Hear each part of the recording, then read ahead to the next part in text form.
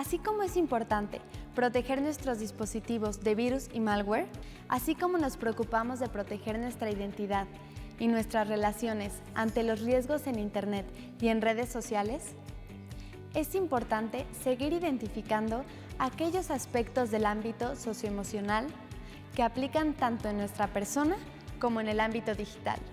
Bienvenidos al segmento Vida Saludable de Jóvenes en TV.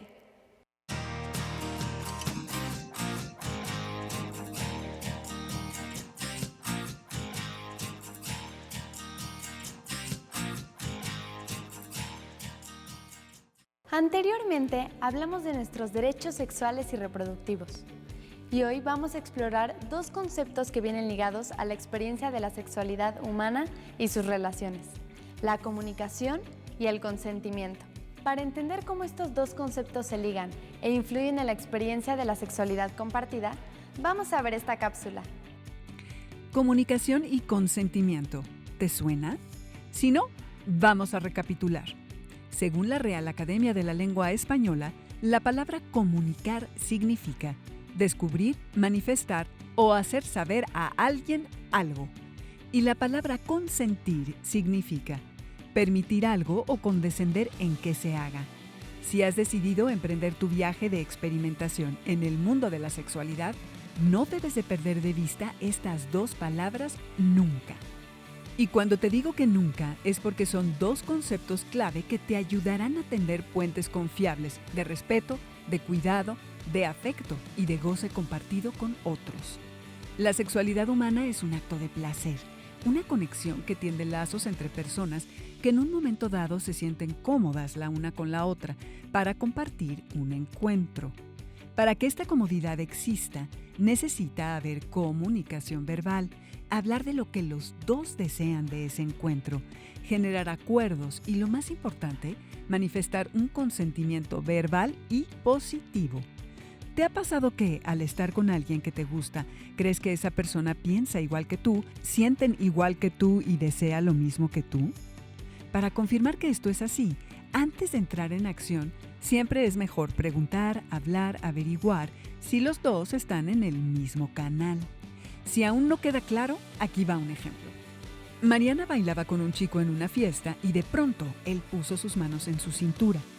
Mariana se las quitó de inmediato, pero él las puso de nuevo. ¡Qué situación más incómoda! Mariana salió corriendo. Juan estaba en un concierto cuando de pronto una chica se acercó corriendo, le tomó la cara y le dio un beso en la boca. ¡Qué desagradable!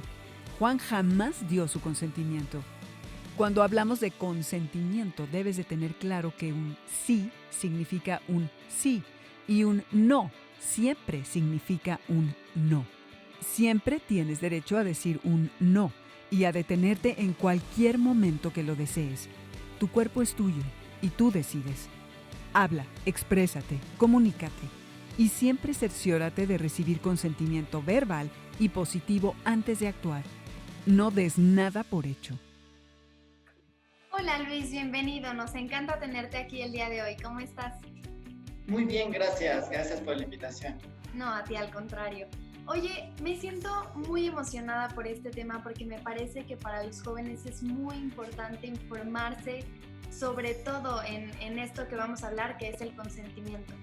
Entonces, me gustaría comenzar por que nos dijeras, hablando del terreno sexual, ¿qué es el consentimiento? Bueno, hablando del terreno sexual, lo que quisiera primero acotar es que es igual que cualquier otro de los terrenos, el consentimiento. Es esta forma en la cual nosotros, nosotras, podemos dar a entender que tenemos la voluntad, ya sea de participar o no en algo.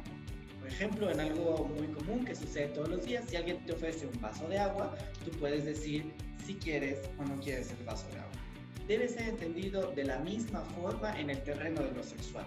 Para que participemos en cualquier actividad sexual, tiene que haber consentimiento, es decir, que tengamos la posibilidad de nosotros dar a entender que sí queremos participar o que no queremos participar en esa actividad. ¿Y por qué? ¿Por qué necesitamos el consentimiento?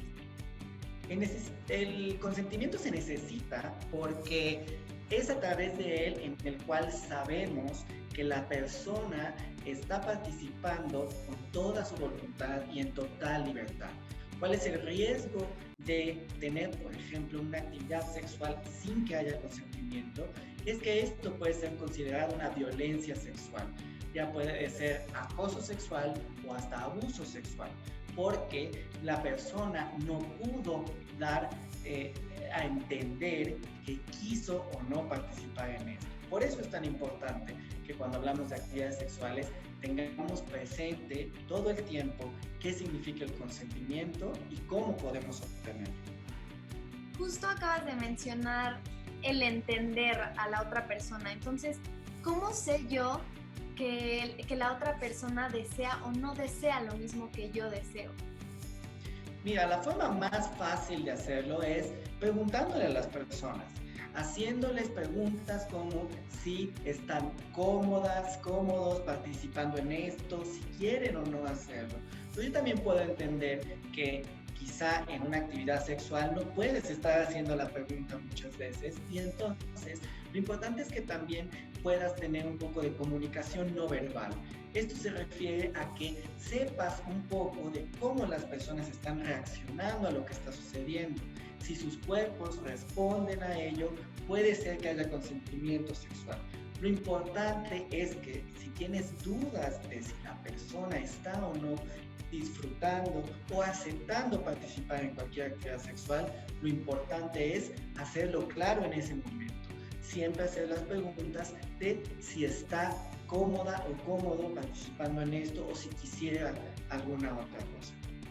Oye, pero ¿y si me da pena preguntar o si no sé cómo expresarlo de forma verbal, qué hago? Mira, para empezar yo diría que si te da pena preguntar algo referente a la sexualidad, quizá ahí ya estaríamos sesgando, estaríamos manchando un poco al consentimiento. Tú no tienes que participar en nada que te dé pena y tienes que estar en total confianza con la otra u otras personas de poder decir lo que sea. Es decir, si tú empiezas a sentir un poco de pena para poder comunicar o no tu consentimiento hacia algo, ese ya es un foco rojo porque no debería darte pena. Ahora bien, quizá lo que puedes hacer es tener como canales de comunicación muy abiertos y honestos. Antes de empezar cualquier actividad sexual, dejar muy en claro y decirle a la persona que tú en cualquier momento puedes decirle ciertas palabras para que entienda que te gusta o no te gusta algo.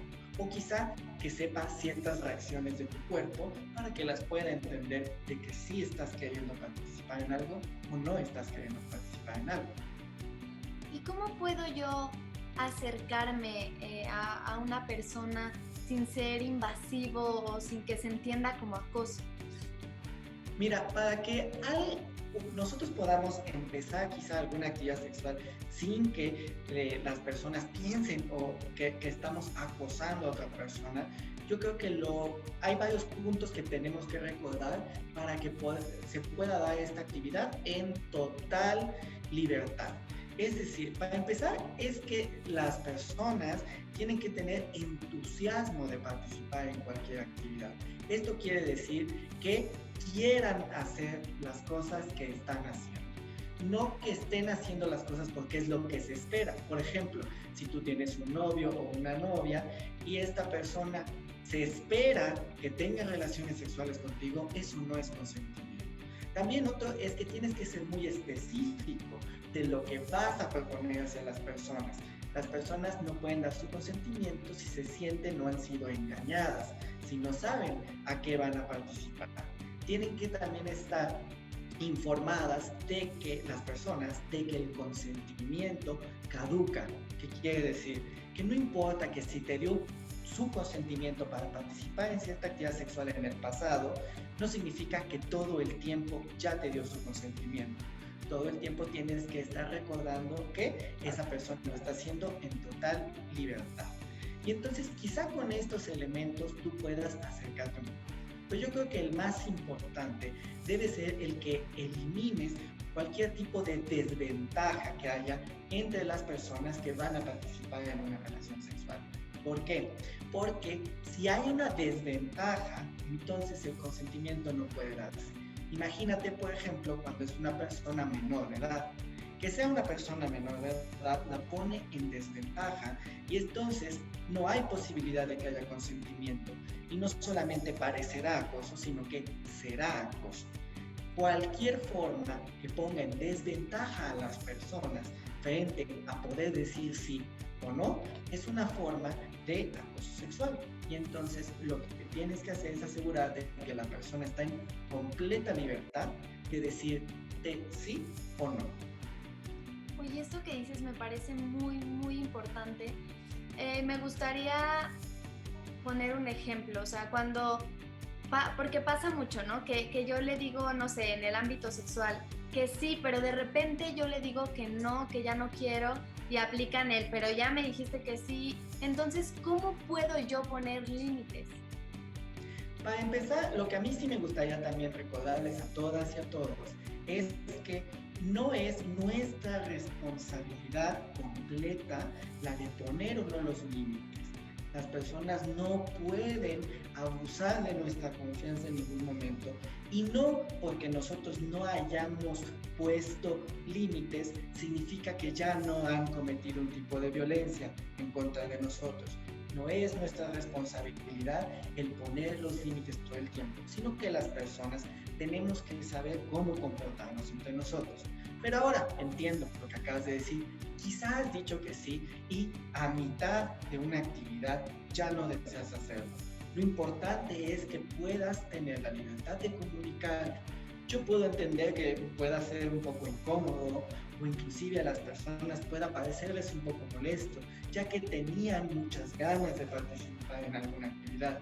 Pero si es una persona que es de tu entera confianza y que te respeta, va a respetar que tú puedas decir que no.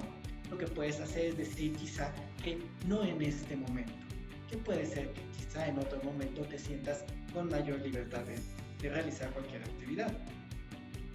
Sí, y me gustaría remarcar esto que dijiste de, incluso si estamos con una persona que no acepta esta comunicación, igual un no es un no.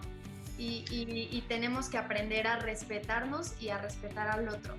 Y hablando de estas personas que no pueden, que se bloquean, o sea, ¿cómo puedo yo aprender a cuidarme y a cuidar mi cuerpo y mi integridad? Una de las cosas más importantes es que siempre estés informado o informada. Es decir, conoce tu cuerpo, conoce tu sexualidad y también infórmate de qué es en lo que puedes o no puedes participar, o quieres o no quieres participar. Una forma de cuidarte es esto de entender el consentimiento. Es verlo así como un acto de amor propio. El participar en actividades sexuales debe ser algo placentero todo el tiempo. Nunca debe ser porque te sientas obligado o obligada. Entonces, aprender a cuidarte incluye eso, saber qué es lo que quieres, qué es lo que te gusta y a qué estás dispuesto a participar. Esa es una forma de autocuidado en la sexualidad. Luis, y por ejemplo, esas personas que ya llevan mucho tiempo juntas, ¿no? Que de alguna manera ya hay una comunicación, hay hasta quizás una rutina, pero ¿qué pasa cuando yo decido que ya no quiero ciertas cosas? Es como lo que hablábamos del arrepentirse, pero aquí ya es diferente porque ya hay más comunicación. ¿Cómo le hago yo para detener eso que ya no quiero sin que parezca que me quiero alejar por completo de esa persona? O sea, yo creo que tenemos que ser muy claras y muy claros cuando estamos comunicando el por qué no queremos participar en algo.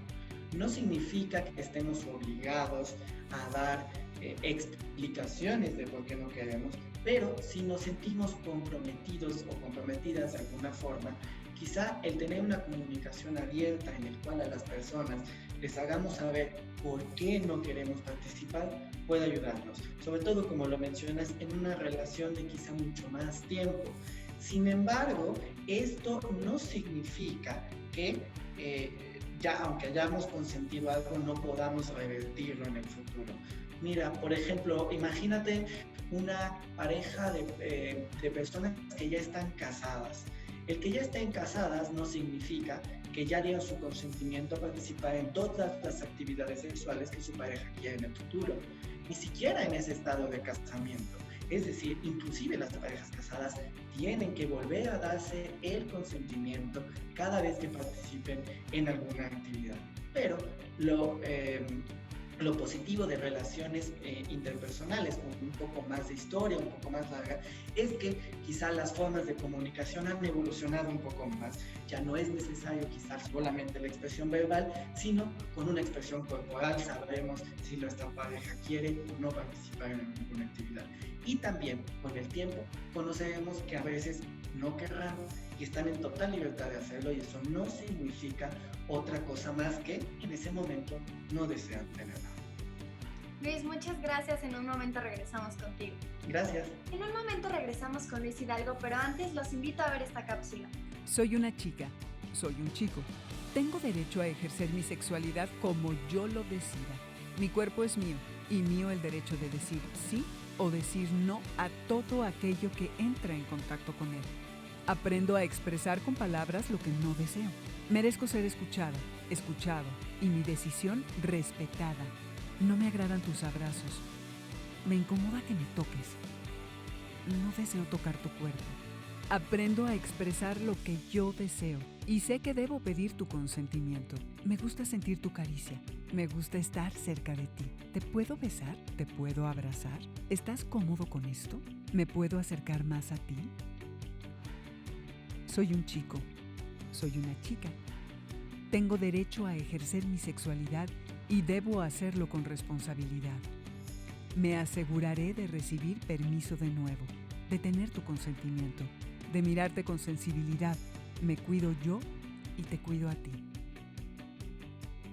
Estamos de regreso contigo, Luis. Muchas gracias. Oye, ya estuvimos platicando de que la comunicación es esencial para estos acuerdos de consentimiento, en este caso sexual, ¿no? Pero, ¿qué pasa cuando, o más bien la pregunta iría más a, ¿tenemos una responsabilidad afectiva con una persona, sea de manera sexual o sea de manera romántica? ¿Y podrías explicarnos un poco como eso y las diferencias? Mira, yo creo que la responsabilidad principal que todas las personas tenemos es con nosotras y nosotros mismos. Siempre nosotros debemos de estar conscientes de cómo nos estamos sintiendo de participar o no en ciertas actividades sexuales.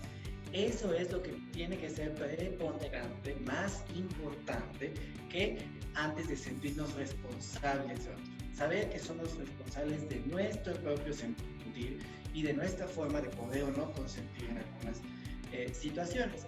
Con otras personas, creo que podríamos hablar de una responsabilidad compartida cuando hablamos de que tenemos que respetar las decisiones de las demás personas. Si no podemos respetar las decisiones de las demás personas, entonces no estamos cumpliendo con esa parte de este acuerdo entre las partes en una actividad sexual.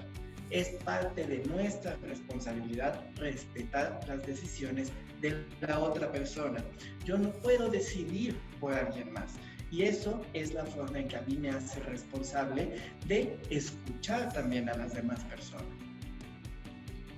Y oye, y hace rato nos hablabas de que la comunicación verbal y no verbal es muy esencial, pero ¿cómo le podrían hacer nuestros jóvenes en TV para aprender a comunicarse de forma verbal?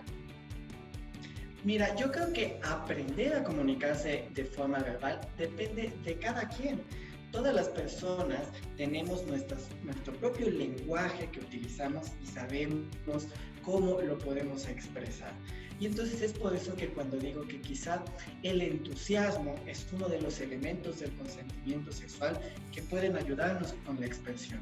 Si realmente queremos participar en algo, no tendremos muchas dificultades de comunicarlo, ya sea de forma verbal o de forma no verbal. Pero eso tiene que ver con si nosotros estamos conscientes de qué es lo que queremos hacer y por qué lo queremos hacer. De esa forma, te aseguro que a las personas no se les complicará el poder comunicar esto. Como te lo mencionaba anteriormente, si existe una incomodidad de siquiera comentarlo, creo que es mejor tomar un respiro y pensar un poco más por qué estoy participando en esta decisión. Porque si me da pena, si me siento mal, el solo hecho de comunicar lo que quiero, tenemos que primero evaluar por qué me siento mal de comunicar esto. Y entonces eso, poco a poco, cada uno de nosotros y nosotras va a empezar a desarrollarlo de manera natural.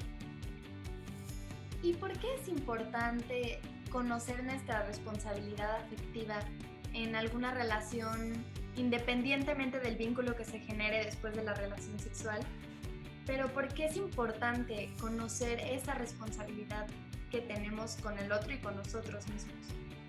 La importancia de la responsabilidad con la otra persona es la de no ejercer violencia en contra de alguien más, que inclusive en nuestro país está considerada como un delito, la violencia sexual.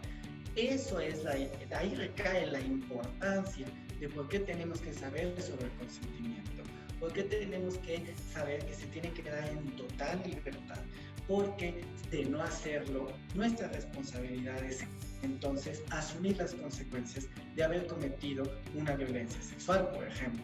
Pero también hablando de nuestra responsabilidad propia con nuestro propio sentir, significa que yo pueda disfrutar de mi sexualidad. La sexualidad es algo que todos los seres humanos podemos decidir si queremos o no ejercer para el disfrute y goce también de nuestros cuerpos y nuestras vidas. Y entonces la responsabilidad de estar en contacto conmigo y saber qué es lo que quiero también ayuda a tener una mejor calidad de vida desde la perspectiva que yo participo en lo que tengo ganas de participar. ¿Y cómo podemos generar esta empatía con las personas con las que nos relacionamos? Generar empatía requiere la capacidad de poder ponernos en la situación de la otra persona, que tengamos la capacidad imaginativa de saber qué es lo que la otra persona está sintiendo y por qué es así. Es realmente interesante porque por más que hagamos ese esfuerzo, es imposible completamente conocer las realidades de las demás personas. No sabemos de dónde vienen, no sabemos qué están enfrentando en todos los ámbitos de su vida. Y entonces, aunque nos pongamos en el lugar del otro o la otra, y aún así no logremos entender por qué no quiere participar o sí quiere participar en ciertas actividades, lo importante es reconocer que yo tampoco puedo saberlo completamente porque esa es una decisión enteramente que le corresponde a la otra persona. Pero la empatía se puede generar desde que las personas tengamos la capacidad de por un momento imaginar que si estuviéramos en su lugar, también nosotros quisiéramos tener la oportunidad de comunicarlo con lo que deseamos o lo que no deseamos sin que eso tenga alguna consecuencia negativa. ¿Y cómo puedo yo saber si la otra persona me está dando su consentimiento? Creo que esta es una pregunta fundamental porque muchas veces se tiene la creencia de que no decir no es un sí. Exacto, eso es muy importante, porque si bien una de las formas más fáciles de saber si alguien está consintiendo algo, pues es preguntándole, pero si no hay la posibilidad de responder, entonces no está dando su consentimiento. Inclusive hay que tener en cuenta que puede ser que a veces las personas digan que sí quieren participar en algo y eso no pueda significar su consentimiento. ¿A qué me refiero? Por ejemplo, imagina que estás con una persona que está bajo el efecto de alguna sustancia, alguna droga o el alcohol, por ejemplo. Esa persona puede ser que en ese momento diga que sí, pero el hecho de que está bajo el influjo de alguna sustancia significa que no se encuentra en total libertad de decirlo, quizá no es lo que realmente quería decir, y en el momento en el que ya no se encuentre bajo el influjo de una sustancia, ya se dará cuenta que quizá nunca quiso dar su consentimiento. Entonces, la manera más rápida de conseguirlo es hablándolo. Pero aparte de, después de hablarlo y comunicarlo, también que nosotros siempre evaluemos que la persona dio su consentimiento en total libertad, que no está, por ejemplo, bajo el influjo de alguna sustancia, o que si su respuesta esté condicionada a algo, por ejemplo, su futuro. Si yo elijo, por ejemplo, si va a entrar a trabajar o no a una empresa, y también resulta que necesito su consentimiento para actividad sexual, puede que se esté encontrando un sesgo en esa respuesta. También que la persona sepa de manera específica a qué está dando su consentimiento. No puede ser que, por ejemplo, la invite a cenar y cuando pase por ella la lleve a un hotel. Si esa persona no sabía lo que estaba aceptando, entonces no pudo haber consentimiento. Pero entonces la manera más rápida y fácil es preguntando y evaluando que esté en total libertad, sea específico e informado el consentimiento. Claro, el típico, te invito a ver una película. Exacto. Oye, ¿y si no doy mi consentimiento y me quieren obligar y ya me estoy empezando a sentir forzada? ¿Qué debo hacer? Parte del autocuidado es en esta parte de estar informados, también requiere saber que las personas conozcamos qué caminos podemos tomar en el momento en el que nos encontremos en una situación de riesgo. Cuando tú no deseas participar en una actividad sexual y sin embargo, al parecer, van a obligarte a ello, también tienes que saber cuáles son las instituciones, por ejemplo, del gobierno que se encuentran a tu alcance para brindarte apoyo en situaciones como estas. O, por ejemplo, si es algo que sucede dentro de tu escuela, informarte acerca de si tienen o no protocolos de atención, solicitarlos que se activen para que puedas tener un proceso en el que se pueda llegar a reparar el daño que se haya causado. Eso es lo importante de estar informadas e informados, el conocer también cómo podemos actuar en caso de que nuestro consentimiento haya sido violentado también. Y hablando de esto que dices de violentar el consentimiento, si yo soy una persona que sé que fui violentada, pero que no me creen porque, ay, es que estabas borracha, lo mismo que hablaste en este momento, ¿con quién me acerco?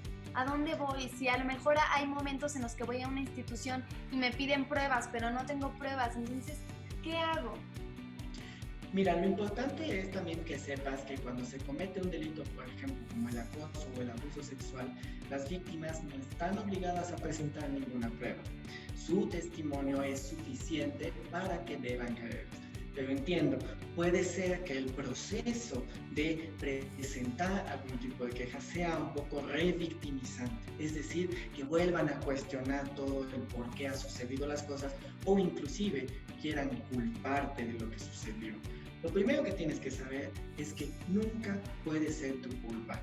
Alguien que es víctima de alguna violencia sexual nunca puede ser culpada de la violencia que ha sucedido.